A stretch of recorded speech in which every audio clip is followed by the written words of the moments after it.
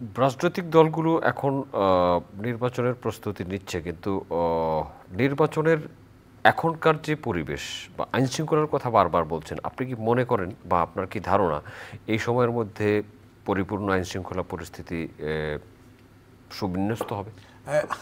একটা জিনিস বলি, একটু আগে আপনি বলছিলেন যে স্বরাষ্ট্র উপদেষ্টা বলেছেন যে লটারির মাধ্যমে তিনি ডিসি এসপি এগুলোকে নাকি পরিবর্তন করবেন। এগুলো ভালো খিল্ল কথা।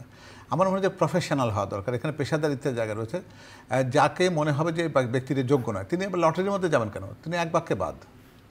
আর এটা মনে করবার কোনো কারণ নেই যে একজন মানুষকে কোনো একটা জায়গায়, সে যদি তার পেশাদারিত্বের ক্ষেত্রে বা তার যদি রাষ্ট্রের প্রতি আনুগত্যের ক্ষেত্রে যদি কোনো ঘাটতি থাকে, তাহলে আমি তাকে এক জায়গা থেকে আরেক জায়গায় দিয়ে দিলাম, তার চারিত্রিক পরিবর্তন ঘটে যাবে। এটা তো ঠিক নয়।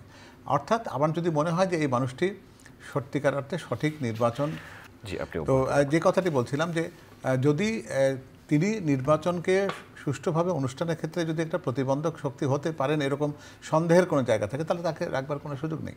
তবে আমি বিশ্বাস করি, যেহেতু একটি সুনির্দিষ্ট নির্বাচনের দিনক্ষণ ঘোষিত হয়ে গেছে, নির্বাচন কমিশন তার প্রস্তুতির কথা বলেছে, সরকার যত দ্রুত নির্বাচন কমিশনের কাছে যদি এই যেটি নিয়ম মাফিক যেটা দিতে হয়, যে তাদের বদলি বা থেকে শুরু করে যাবতীয় কর্মকাণ্ড তারা ন্যস্ত হবে নির্বাচন কমিশনের কাছে, তাহলে সম্ভবত এই যে জিনিসটি প্রতিভাত হবে সেটা হচ্ছে যে একটা এবং শৃঙ্খলার জায়গা।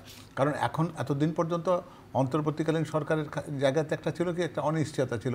তারা কিন্তু প্রকৃতপক্ষে কোনো দিক নির্দেশনার জায়গা ছিলেন না। এখন কিন্তু তারা বুঝবেন যে 6 মাসের মধ্যে একটা নির্বাচিত সরকার আসবে এবং সেখানে সেই নির্বাচিত সরকার 5 বছরের মেয়াদের জন্য নির্বাচিত হবে।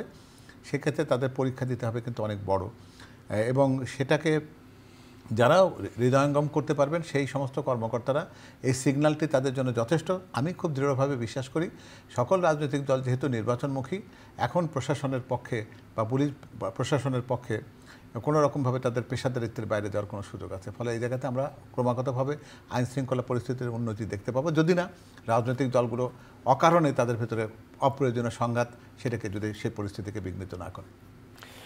ধন্যবাদ আপনাকে, জামাল হায়দার।